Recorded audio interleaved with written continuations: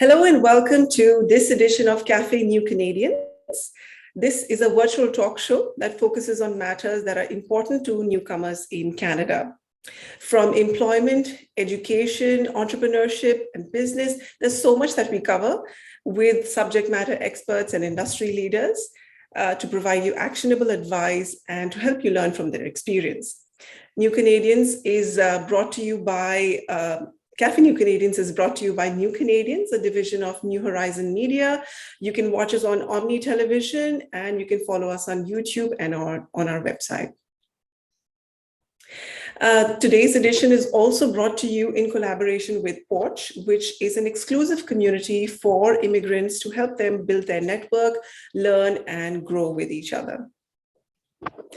And now for the topic today, immigrant entrepreneurship, lived experiences and best practices. What does it take to start a business in Canada? And what should you expect when it comes to building and growing your business as a newcomer? I'm your host today, Vasudha Sharma, and let's welcome our guests today. We have Neil Weitzman, founder and CEO of PORCH, Anatoly Dobrovinsky, founder, Supernova Technology, Somayeh Akbarshahi, co-founder and COO, CommoBuy, and John Oamen, co-founder and managing partner, CutStruct Technology Limited. Also, so the topic today, immigrant entrepreneurship. A quick note to all our viewers watching us live. All through this conversation, you can send in your questions to us to our panelists. If you're watching us on Zoom, just type in your questions in the Q&A tab. On YouTube, you can type in on the chat box and we'll take up your questions. All right, a big warm welcome to our panelists today. Let's get into it. Neil, Somayeh, Anatoly, and John, thank you so much for joining me. To begin with, I want to come to each one of you and get a quick introduction into your background and where you currently are at in terms of your entrepreneurship journey. Anatoly, let's start with you. Hi, thank you for having me, Vasudha. So I was born in Ukraine many years ago, and then I moved with my family to Israel. So I lived in Israel, and I can say I grew up there. And then 23 years ago, I came to Canada. So yeah, I'm not that new of an immigrant, but I'm still an immigrant. And that's my background. So I came to Canada, and right now I'm a founder of Supernova Technology. It's a young staffing agency, IT staffing agency. We've been around for less than 2 years. And I have joined PORCH in March this year, and this is how I met these amazing people, and I am happy to be here and answer your questions. Welcome, Anatoly. Somayeh, what about you? Hello, my name is Somayeh, as you told, and thank you for having me. I'm completely new in Canada. I moved to Canada just 6 months ago, and before I coming to Canada, I joined PORCH. And it was very good at that time because I get familiar with some amazing people who are now, some of them are in this panel. And then we moved to Canada. I used to be always an employee, not an entrepreneur, but my journey started about 3 years ago. And one of my friends and I decided to establish a new company and create a platform to for petrochemical procurement, to make petrochemical products more accessible for everyone, and especially for SMEs, and to connect main petrochemical manufacturers to the end user customers through our logistic companies who are also on board in our platform. That's brilliant. Thank you. Neil, Somayeh mentioned PORCH, and you're here representing PORCH. Can you give us an introduction? Sure. I'd be honored to. And I'll just say quickly, because John's way more important than I am, and I want him to introduce himself. But PORCH is probably the most meaningful and exciting thing I've ever done in my career. And if not for Porch, I wouldn't have met these incredible human beings who are not just incredible human beings, but incredibly impressive entrepreneurs. And Porch, as you said at the outset, is a community for immigrant entrepreneurs. I've done a lot of things in my career, but none of them are as important as creating a community with my co-founder that actually just brings people together and supports them and helps them be successful, teaches different lessons. I'm probably the one that's benefited the most. The things I've learned from immigrant entrepreneurs has made my life so much better. And that wasn't why I started Porch, but it's kind of what's happened. So I'll tell you more about that later, but I'll let John go. Thanks, Neil. Yeah, John, you're joining us at a very uncomfortable hour. Thank you so much. You're joining us from Nigeria. Go ahead. Absolutely. It's midnight in Nigeria, but Neil is one of those people you can stay up for. Absolute gentleman and a great guy all around.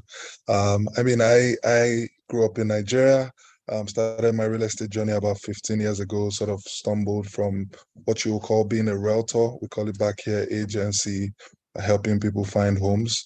Over time, started fitting them out for them as well. And so I got into sort of like a full service, find a home and sort of fit it out, furnish it and all of that.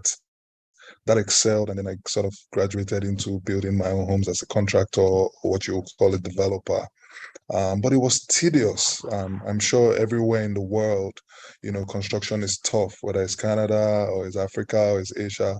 Construction is a tough business everywhere, but much more in a terrain like Nigeria, where the education level is also low, where there's not a lot of infrastructure, and so it's really tough.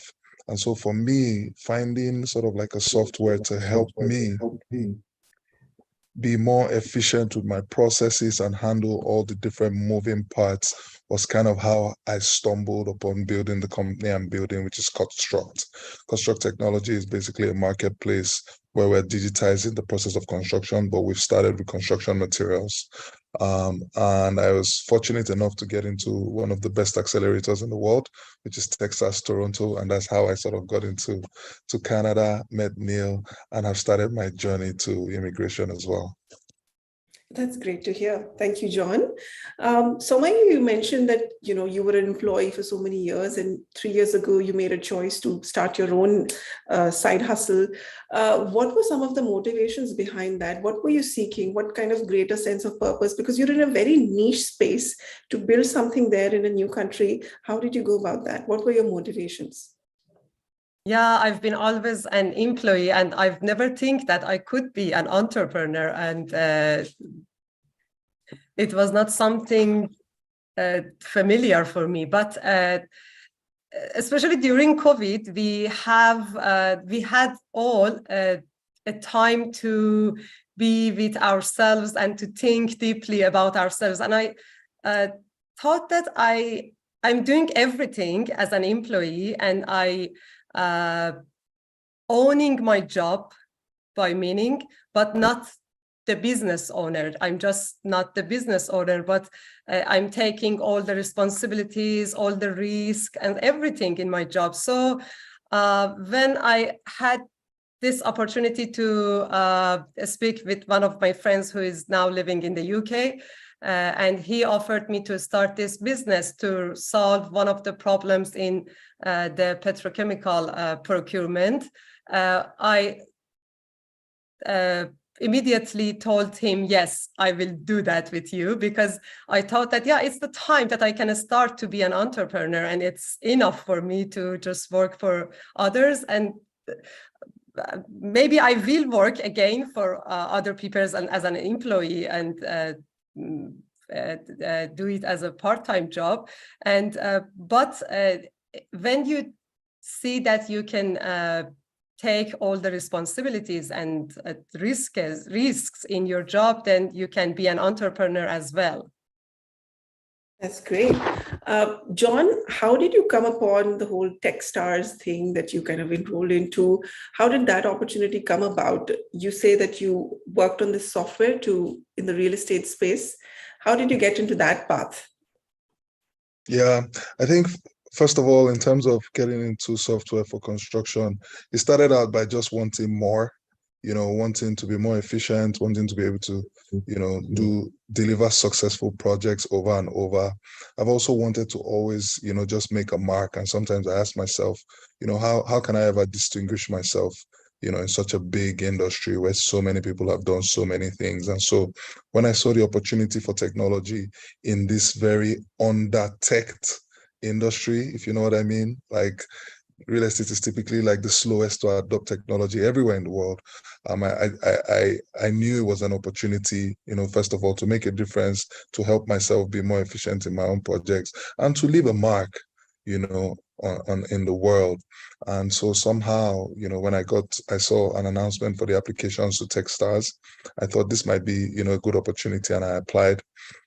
Also, I had built some good relationships. So it so happened that the MD of Techstars sort of was in similar circles with people that knew me, and, different, good information here and there around, my reputation and what we're building, sort of brought us to the fore.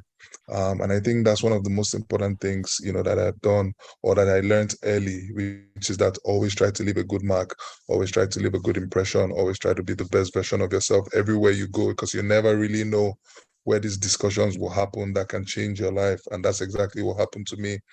If they had asked me in January of this year if I was going to go to Canada, my answer would have been a resounding no, because first of all, there was no visa, there was no plans, there was no reason. I mean, I have family there, but I mean, I wasn't working towards it at all, but just through these connections, I got found by Techstars. They liked the business. They saw the opportunity, not just for us to grow and scale in Africa, but also in Canada. And I think that's one of the biggest game-changing decisions, of my life, or activities that have happened for me. And I'm excited about it. That's great. A game-changing decision, as you mentioned. Anatoly, you have a firm, Supernova Technology, that connects IT job seekers to those around the world. How did you come upon this idea? What did you draw from your professional experience? You have global experience to kind of come upon this startup idea. This startup idea actually it came not as a business. It started as a meaning to help when the war in Ukraine started. So we wanted to help people that lost their job. I've been in IT for 25 years, more than 25 years now. And I know the industry, I know inside out. I've been in different positions. So when it happened, from my friend, that I wanted to help. So he said, why don't you do that? So we started doing that, right? We started trying to help developers there, connecting them with startups, and then it just moved and grew. Circumstances happened, so it became business, and this is how it started, right? So it didn't start as a business. Now it's a business, and we're running it, and a lot of stars lined up, and it was just the perfect time to do that. That's excellent. Neil, such beautiful motivations behind each of their businesses. You have this amazing network that kind of nurtures these entrepreneurial dreams of newcomers. What have you seen in this thriving community? What are some of the motivations that these people are really being fueled on? Oh, great question. I'm going to try to answer that differently a little bit if I can, because I don't want to pretend to speak for them on what their motivations are. I think everyone's individual answer might be a little bit different. Some people, come to Canada as an entrepreneur because they're not happy where they are. Others are happy, but are looking for different opportunities. So every single person's situation and motivation might be very different. So I don't want to judge, make that assumption. But I would say that, what we're doing at PORCH, and the reason, us four on this call are connected is, I think we all kind of just believe in the business and life opportunity that Canada can provide.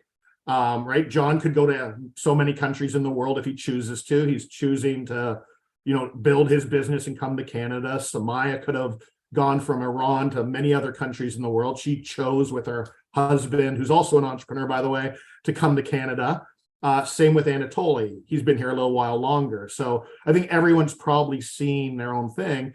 I just think it's kind of what Canada is and what we want PORCH to be, which is that we stand for kind of this beautiful situation where we've got someone from Nigeria, someone from Iran, someone from Ukraine and Israel, and all in this one community, helping each other, working together, supporting each other. And if Somayeh asks a question, 20 people might try to help her, and vice versa. And so I think that's part of, I'd like to think PORCH is a microcosm for maybe the greater Canada. And hopefully all of Canada is like that. I know there's pros and cons everywhere. But I think that's everybody's motivation a little bit, is they see this world of Canada that could be better in some way. And they can answer for themselves, of course, but I think that's how I would interpret it a little bit. Thanks for that, Neil. Now let's get into some of the challenges that you all as entrepreneurs may have faced. It's a steep learning curve when starting your business from scratch with no prior experience. Somayeh, coming to you, what were some of the challenging areas for you? Marketing is not everybody's strong suit sometimes. Finances, some people are not into numbers. What personally was a challenge for you, and what did you do to educate yourself?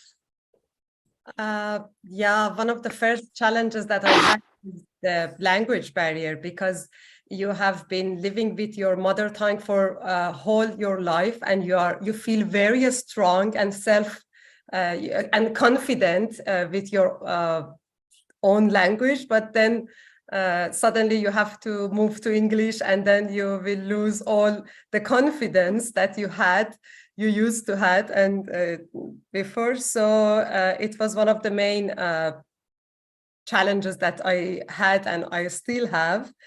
And then immigration is by itself is a challenge. You are moving to a new country, so you have no network. You're not familiar with the startup ecosystem, for example. There, you don't know who are the main players in that ecosystems, but in your own country, you grow up there, and so naturally you gained all the information and instruments that you wanted during your life. But when you immigrate to another land, it's a kind of discovery. You have to discover everything by your own, and it's a big challenge. And you have other challenges as well, managing your budget, your cash flow, which is very important. When you move to a new country, then your cash flow and the money that you can show on your bank account is the only credit that you have at first. So you have to be very careful about that. Even the time difference at start was a big challenge for me, because you have still your connections with your own country, then there is a big time difference here. So sometimes I have to wake up, 3 o'clock in the morning to be able to contact someone in Iran, because the working hours will be finished. And if I don't, there are lots of challenges. I can speak about them a lot. If I could just add too, I mean, you heard Somayeh say the language was obviously one of the first things, and that in our community, that's not uncommon. Obviously, we have people from all over the world, but I think I'll just, as a compliment to Somayeh, she's probably one of the most amazing communicators I've ever seen, because I think communication isn't just the language, it's your tone and your facial expressions. And when she types in our community, Somayeh has no problems communicating with anyone, even though she might not be perfect at English. That's kind of, who cares, right? We all figure it out and we all work together. And so Somayeh is an amazing communicator, even though she's still learning a little bit of English. That's okay. It is one of the reasons that I chose Canada, because in Canada you have this advantage that no one cares about it. But if you go, for example, to the UK, then maybe it could be very different about language aspect. Yeah. That's an excellent point you raised, Neil. These mental barriers and mental, hurdles that we kind of place on ourselves as newcomers, that could also, hold people back into really tapping into their real potential and really going into their entrepreneurial journey. What are some of the other misconceptions or preconceived notions and these hidden fears that these newcomer immigrants, these newcomer entrepreneurs have that you would like to advise them on to not worry about? It's a good question. I think I would, I'll try to sum it up in one thing so I don't talk too much, which I have a habit of doing. I think if there's one thing that I would try to advise an immigrant entrepreneur on is we all have what we call imposter syndrome at times. Every one of us has moments of, geez, I don't know if I'm good enough, or if I don't know if I should be doing that or doing that. I would encourage everybody, and this isn't just for immigrant entrepreneurs, but I think it most applies to, is to try to have as much confidence as possible and put yourself out there. We all screw up. We all make mistakes. None of us are perfect. It doesn't matter where you're from. But if you're just bold enough to like take a chance and put your hand out and say, I wanted to meet you, and I wanted to say hi to you, and could you help me? And I have a question. Like, if you just are bold enough to do that, I'm pretty confident that you are going to be successful. I don't care who you are, I don't care where you're from, I don't care what you look like, what color you are, what religion, it does not matter. If you're bold enough to just take chances and put yourself out there and keep learning, you will be successful. And I think a lot of immigrant entrepreneurs don't necessarily do that because they have some insecurity in some cases because they're not from here and they're not sure. But we see it in PORCH every time. Every single person in PORCH has like so many superpowers. Everybody is incredible in so many different ways. And we just want everyone to kind of scream that out and say, hi, I'm John, and I am amazing in the following ways. And if you want to learn from me about that, come ask me any question. And I might teach John something, he might teach me something. Anyway, I'll stop there, but I think John might have a comment. Yeah, I think what you've said is very important, Neil.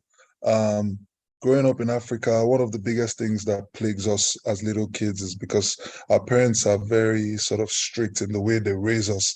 And unfortunately, what that does is that it takes away our confidence sometimes, right? So a lot of the times we find that the hurdles are in our heads. They really don't exist. Like, you just need to sometimes take that leap of faith. And I think what that, sort of hard-handedness in upbringing did to us is that it caused us to fear to fail, because you remember the trauma of when you fail, you get hit or you get, yelled at, or you get those things. So now you want to be perfect. And I realized that it's okay to be imperfect. Sometimes in your imperfection, people love you just the way you are, right? And so, just not being too careful not to make mistakes, right? And just allowing yourself a learning process. And what I say is, hey, I may not have had the opportunity to be in a new place. So I'm actually grateful that I'm here. And now that I'm here, I'm going to make sure that I enjoy every second and every moment and every person that I meet. And if I say hello to you and you don't smile, or you don't want to say hello to me, that's okay too. Keep it moving to the next person who does. Right. And I realized that I've been able to do so many things that I was previously scared to do because I was too critical of myself. Now I accept I'm not a big deal. I'm not perfect. And I make mistakes sometimes, and I forgive myself. And if I don't, who will anyway? So I better do that. And I keep moving. I keep learning. I keep meeting people. When Neil said, come speak here, I'm like, what do I have to say? But I took the opportunity, like, it's going to be an opportunity. And today I'm talking to Somayeh, I'm talking to Anatoly. And if I was shy, or if I, decided not to because I was afraid to fail, then I probably wouldn't have met the amazing people I'm meeting on this call. So I think it's something that is very important for, immigrants to sort of know that you have an opportunity to explore a new horizon. Yes, you've been comfortable with, Africa or Iran or wherever it is that you've been all your life, and now you have an opportunity to soak in a whole new environment. So take it and take it the way growing up was, where you were not perfect as a child, you made mistakes, you learned, but you grew up to be this amazing person, right? And so hopefully in the next 5 years, 10 years, I mean, Anatoly has been in Canada for 13 years, right? Hopefully 23. in that time, you'll be amazing. 23. Yeah, I got the 23, you see? So, and it started with one day, right? So happy to, just take those simple daily steps, at learning to be this new person that you're evolving to be when you move to a new country, in this case, Canada. I love that. That's just the right kind of attitude entrepreneurs need. Just be willing to learn and make mistakes and embrace all your flaws. Carrying forward the discussion about imposter syndrome, we all go through it. What are some of your personal hacks to kind of overcome that feeling, that feeling of overwhelm and feeling intimidated, especially, when you're pitching your business to a client? Do you guys have any personal tips that you'd like to share? I'm opening up to everyone. So if I may, yes, I think this imposter syndrome is especially like for immigrants. It's especially a strong thing, because it doesn't matter how good your language is or how good of a person of your personality is. You always kind of have this imposter syndrome because you are not local, you're not native, right? And even though in Canada there is no such thing, everyone is in some way an immigrant. Somewhere in your psychologically, you have this syndrome, right? So I think first tip that I will give: never compare yourself to others. You are who you are. You are the best, version of yourself, and this is what you have. You're gonna have yourself until the rest of your life. You have to deal with it. So don't compare, and be out there. Because, as Somayeh said, English is one of the biggest challenges, right? The language, because you cannot move around without language. You don't have to speak perfect English, but you have to speak the language in order to succeed and in order to make connections and in order to make to move forward. So for imposter syndrome, definitely stop comparing yourself to others. You don't know what they are and what their condition is, and what you only see the external, you only see the package. You don't know the inside. So you cannot compare yourself to anyone. And be the best version of yourself and move with it. I love that, Anatoly, and I know we're all going like this a lot because I think we all agree. So that's real. I agree with that, obviously. One thing I'll add, more of a tactical tip, is I think practice is important.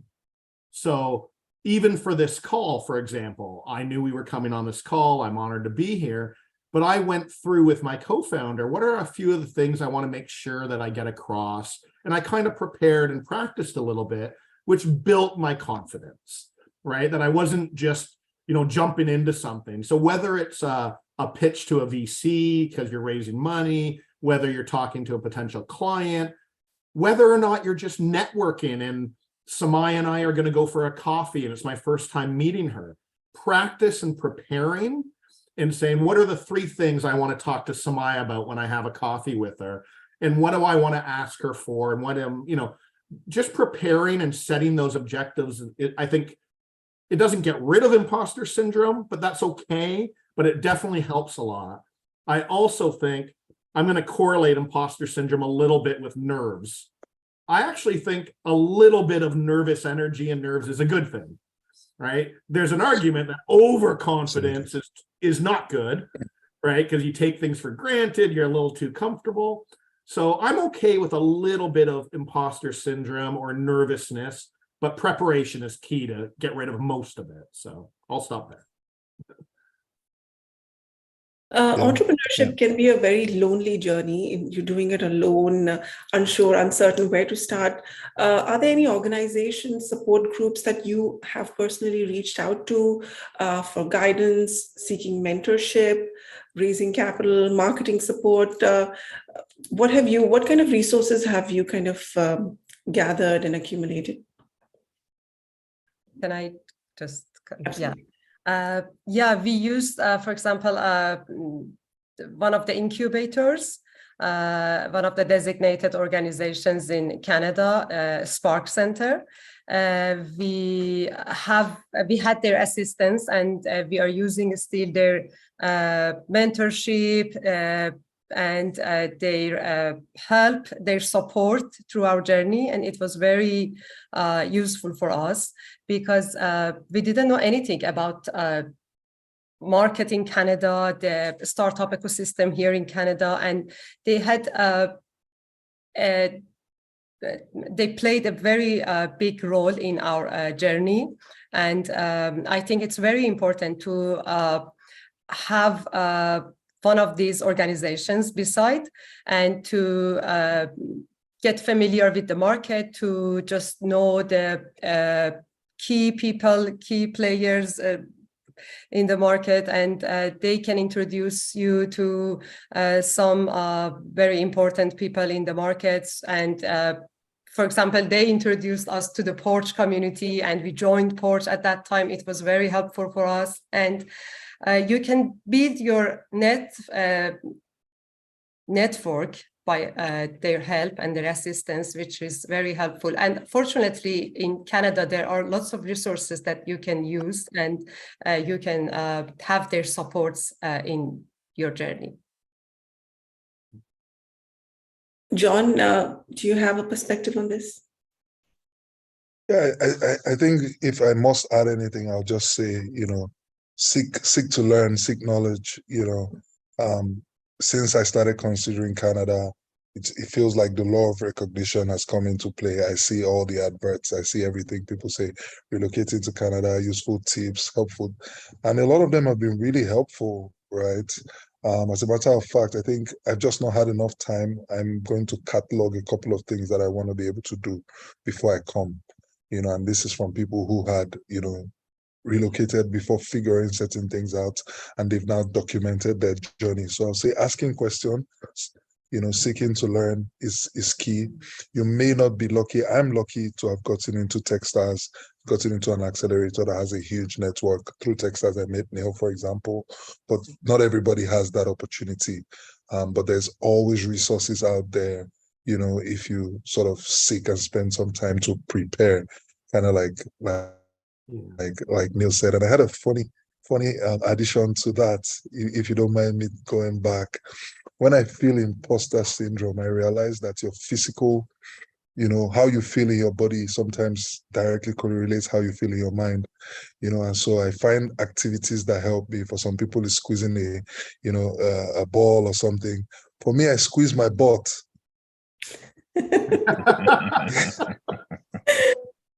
Yes. And I've programmed my mind that when I do it, first of all, it's a part of my body nobody can see. so I can do it a lot. And then it just it squeezes out all the confidence from every part of my body, and just sort of helps me go through that, immediate fear. I'm never going to find that after the first. I hope so. It's a unique way of centering yourself. Yeah, if I could, I'll add. I'm going to try not to think of John's butt at the moment. I mean, there is so much greatness. Like Somayeh mentioned Spark Center. That was one of our partners at PORCH. John mentioned Techstars, one of Canada's leading accelerators and incubators. That's how I met John, and that's how I met Somayeh. There's a lot of wonderful organizations. There's no shortage of incredible organizations. And I think John said it well, like if you're lucky enough to get in, and I don't know, luck, it's not luck as much as skill, but I think we know what John means by that. John earned his spot there. It wasn't a lottery. He earned that. And there's a lot of great programs. There's Haltech is a partner of ours, Innovation Factory, Accelerator Center. There's so many wonderful organizations, accelerators, incubators that help immigrant entrepreneurs and entrepreneurs in general. The difference, of course, is they're kind of deep programs that teach a lot, make introductions. I just want to establish the difference in why Somayeh, for example, is at Spark Center and PORCH, and why John was Techstars and PORCH.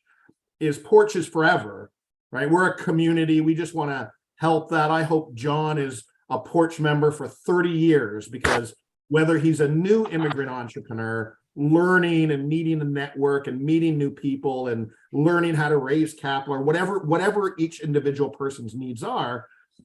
I'm 50 years old, don't tell anyone, but I learn something new every day, and I get more value from community. It's not just for new entrepreneurs.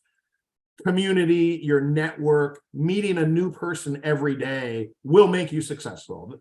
It might be your partner, your client, someone who's going to just be your best friend, a good piece of advice.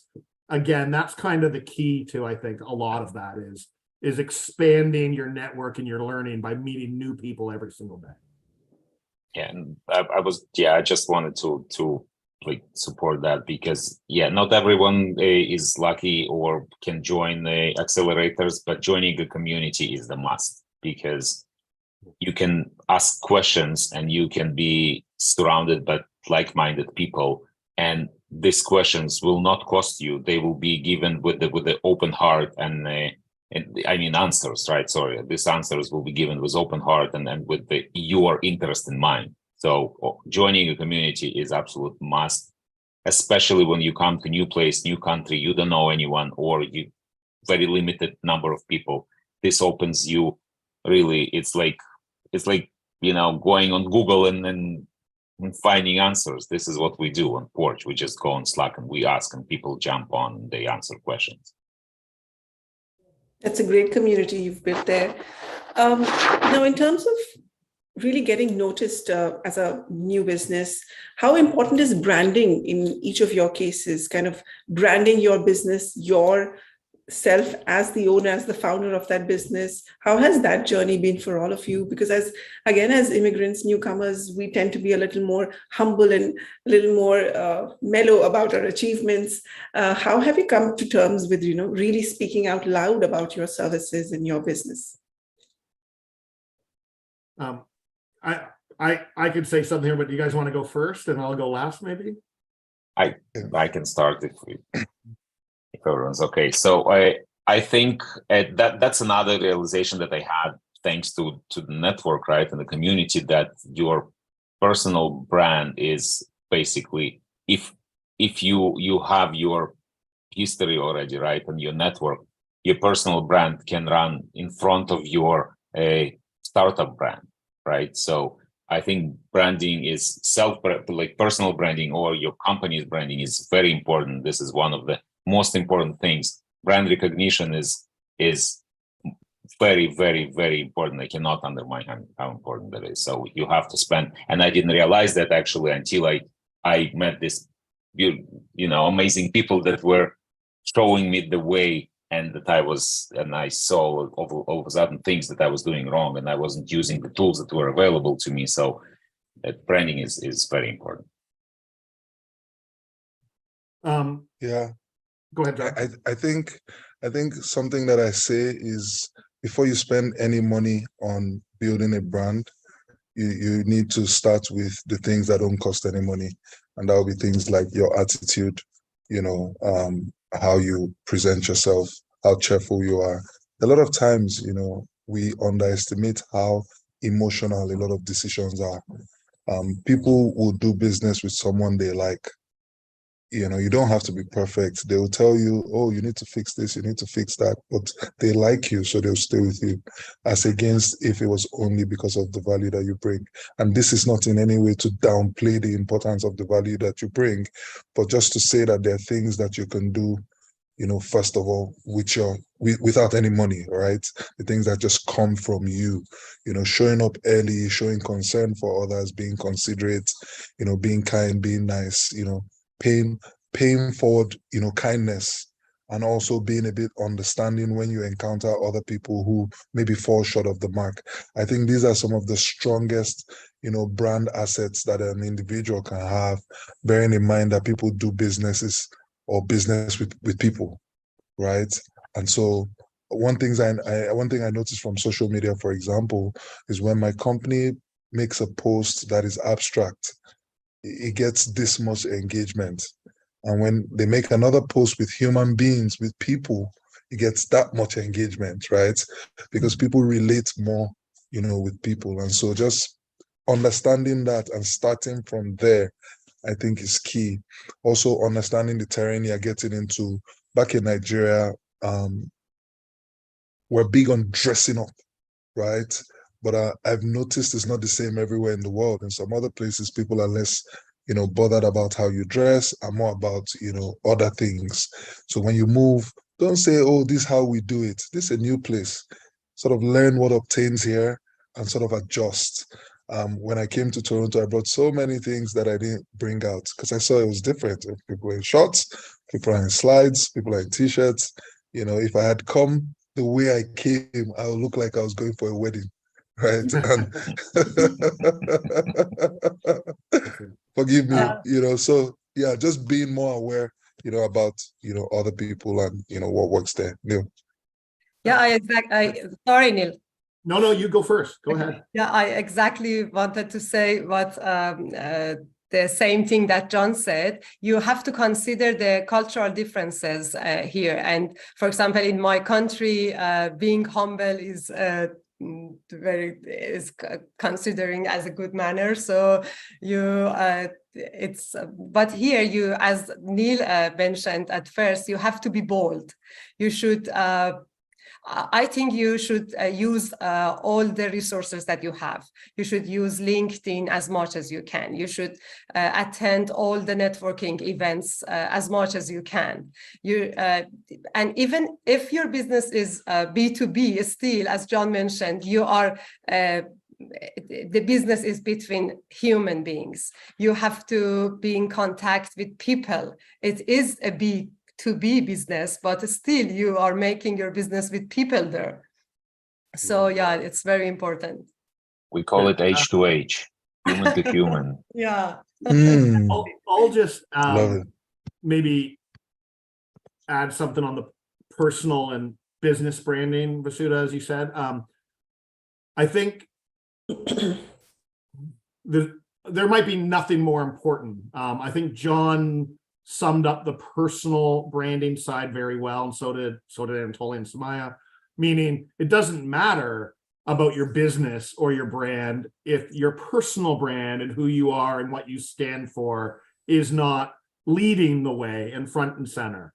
John might have the best company in the world one day if he doesn't already, but if no one wants to work with John, then he's going to fail. So John's personal brand is incredibly important, first and foremost. But then I would say, and maybe I'll turn this into a piece of advice if that's okay, I do think on the business branding that I've seen this in our community and in immigrant entrepreneurship in general, I don't think a lot of immigrant entrepreneurs take the business branding as serious as they should. Their professionalism in Canada and the North America markets needs to go up a notch. I'm very much generalizing, obviously, but the website, the company, the logo, the writing, and I understand clearly, in Somayeh's case, if English isn't your first language, I get that, but then we need to get some help. If you want to represent your company well in US or Canada, your branding, your professionalism of how you present that company does have to be top notch. You can't have errors on your website and things like that, or you'll lose confidence and no one will want to work with you, because if you can't represent your own company well, why would they want to buy a product from you or work with you? So that is something that is very, very, very important and something we talk a lot about and should talk more about. Excellent advice. Thank you. A lot of people continue to sit on the fence. They have an idea, a brainwave, but they continue to doubt themselves, continue to wait for the right time, or to think that maybe it's too late in life to start a business. Would you like to prove them wrong? What advice would you have them to kind of really push them forward to the next path, to the next step in their journey? Who wants to go first on this one? I can go. I'm happy. Go, John. Go. I think the first thing is that I don't think everybody can be an entrepreneur. And this might be contrary to what you thought I might say, but yeah, I don't think everybody must be an entrepreneur. I think that some people are sort of built to be entrepreneurs where they support other people's visions, and that's okay. Now, in a case where you find out or figure out that you are an entrepreneur and you want to be that, and maybe you already have a 9 to 5, I typically believe in inching into things, so starting small. And my method, which is very much my method, like can be flawed, don't quote me, is testing the waters, and building almost like a side business until it's strong enough to accommodate you properly, right? Because there's nuances of having a 9 to 5, you're able to pay your bills, you're to some degree comfortable. It's just that there's now something inside of you which is burning and driving you, which is this idea of this business that you want to build. And so you kind of have to control that and just bring it out in phases, right? Because there's harsh realities. And a lot of times when people sort of step out, unprepared, and they lose some of the privileges they had, from being, a 9 to 5, then they get a bit desperate and they sort of just lose their cool. And even the things they know to do well sort of start to crumble. So I believe in testing the waters a little bit. I believe in building in phases until you're a bit more comfortable to step out. That said, there are other people like me who jump off the plane and start looking for the parachute while we're in the air, right? And it's okay to know yourself. People like me, we need a manager beside us who is more calculative, who is more, into the day-to-day tactics. We are big vision guys. We see it, we go for it, right? So just understanding a bit of yourself, accessorizing yourself, with support where you're weak, and then also taking it step by step is what I would say, people need to do. And Anatoly? So 100% behind John. Like this is, like we all can get carried away, right? Like once we have an idea, we shine and we think like we only find the news and things that support that we are right. So John's advice of testing the water, this is like talk to people. When you want to start something, talk to people that already have done it. Talk to people that failed. Because if you had one success in your life, you were lucky and you did it once and you just went up, you don't know what it means to fail. So you need to talk to people that actually failed and failed again and then succeeded, because then you will have the balance. That's one thing. And second, about the question of people thinking if it's too late, it's never too late. I'm past my 50. So, and I just started, right? I think my life is just starting. So it's never too late, but not, I have a friend, he says, ideas are dime a dozen, right? Because everyone has millions of ideas, only very small fraction is being executed on. And even smaller fraction of that is successful. So the percentage of your success is very, very, very small, right? It doesn't mean that you shouldn't try, but do it John's way. Yeah, That's the waters. I'm not going to disagree with anything, but I'm going to put a different spin on that and say, I agree it's never too late. Go after your dreams, go after, it sounds like a cliche, but we have one chance, we have one life. If you want to do something, go do it. You may fail, you may not, but you're going to regret it if you don't go after it. So I don't care if you're 60 or 84 like Anatoly. I'm just kidding. Or you're old. It doesn't matter how old you are. Go after it and do it. I will say though, you, as John said, you have to know yourself, right? Are you the person who wants to be? Entrepreneurship is hard. It's a lot of work. Are you the type of person that wants to put all that work in? And if you do, then go do it. but don't kid yourself. It's not going to be easy.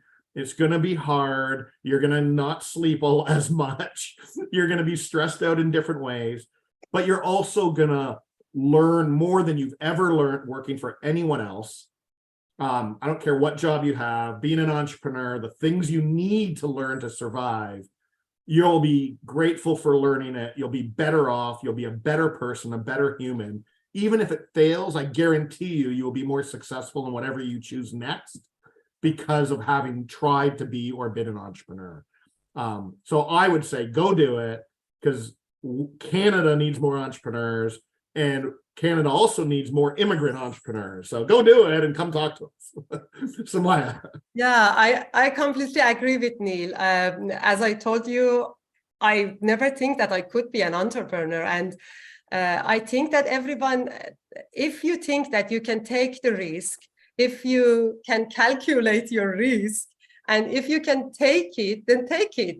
Try it. Just test this water, and maybe you will be successful. And then it would be a great change in your life. I think what I'm hearing from all of you is that get comfortable with failure. You may not get it right the first time or the next few times, but it's okay to fail. That's how scientists do it. They continue to iterate on a version and then come up with the final theory. So great inputs from all of you here. And now just to wrap up our session in the last few minutes, what are you looking forward to in the next 12 months? What are you going to do something with your business? What's the next level that you're going to take it to? And just your parting words for all our viewers who are budding entrepreneurs who've maybe recently landed in Canada. Anatoly, if I can go with you first. Oh, you're on mute, Anatoly. So yes, sorry. Well, the goals is to continue and develop and grow, grow my business and grow personally.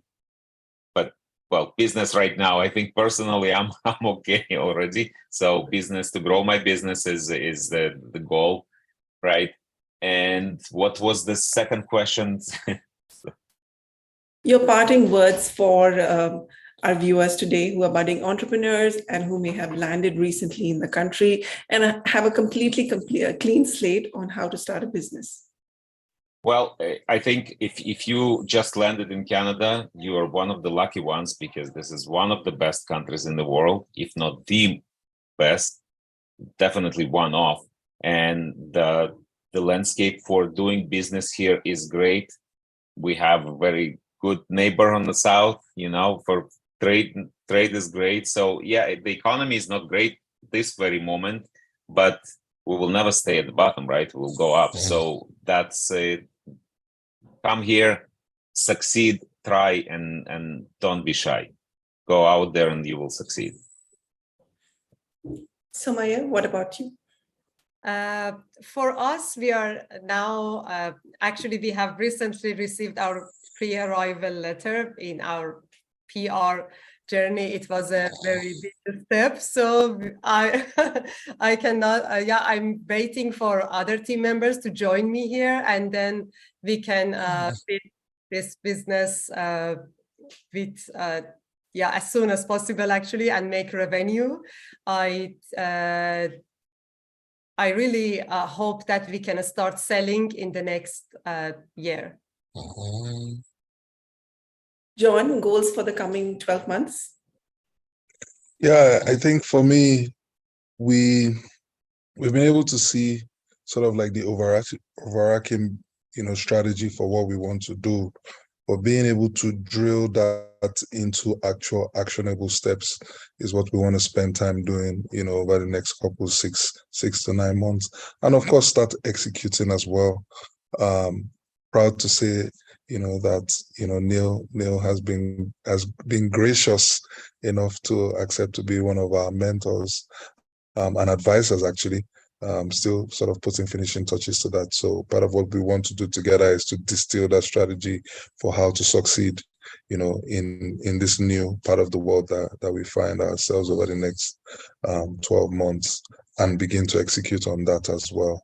I guess in terms of parting short, what I like to say is one day at a time. one day at a time. Sometimes when I look back, I ask myself, why did you worry 5 years ago? See where you are today. Like, if I knew I'll be where I am today, then I shouldn't have worried. Like, things, sort themselves out. So one day at a time, take that one step at a time. Forgive yourself when you make errors. Celebrate yourself when you succeed, no matter how small, because the brain likes it. The mind needs that, So you make one little progress, celebrate it. And even if you make a big mistake, forgive yourself, learn from it, and then do better, the next time. Neil, just closing advice from you. Sure, thank you. I'll say for me, PORCH is a mission-based business, right? It's not about making money. It's about meeting these incredible people and helping and supporting. And it's kind of the highlight of my life. I get to work with my son, Hunter Weitzman, who's a co-founder of PORCH, which is also a highlight of my life. We are honored to do what we're doing, just trying to help out and be part of it. It's fun. We learn. It's amazing. So our goal as a business is to just keep doing it and do it more. I want to meet more incredible people from Nigeria and more incredible women from Iran and more incredible men from Israel and Ukraine and all around the world. That's what I want to do. That's my goal. The advice I'd give, I think, is, and it sounds so cliched, it sounds silly coming out of my mouth, but it's really so true. Just keep going. Don't give up. If you're trying to come to Canada, we have the right intent. We want lots of incredible immigrant entrepreneurs to come, but we know it's not always easy. There's all kinds of things that get in the way and process and paperwork.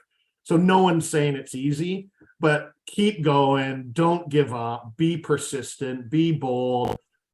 Feel free to get frustrated and scream and yell, but then get back and try to figure out how to get there. And if you do, it'll eventually happen, almost for sure. Not every time, but almost for sure. And then when you do, reach out to people like us, right? And just make a phone call, join a community. And if it's not PORCH, join a different community. Meet people, ask around, and you're going to be happy and you're going to be successful if you do that. If you stay in your house, you stay on the couch, you don't talk to anyone, you don't meet anybody, life sucks. Meet people, get out there, and you will be happy and successful. And that's what we try to promote. And that's so true. Make your opportunities happen. Don't wait for them to happen to you. Be bold, keep going, work hard, and don't be scared of failure. An excellent conversation today. Thank you to each bringing your unique perspectives and really sharing your heart with us on this edition. And that's it. With that, we close this conversation. Immigrant entrepreneurship, lived experiences and best practices. You can see a recording of this edition on our website. This edition was brought to you in collaboration with PORCH. You can learn more about them on their website, an exclusive community for immigrants. We're also part of the inaugural Calgary Immigrant Business Expo on that date.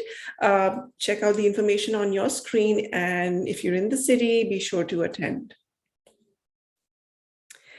And that's it from us. You can follow us on all our socials, on those handles, and do sign up for our newsletter to be updated on all the latest that's happening in the world of newcomers to Canada, and all get updated on all the new content that we keep coming up with on that address.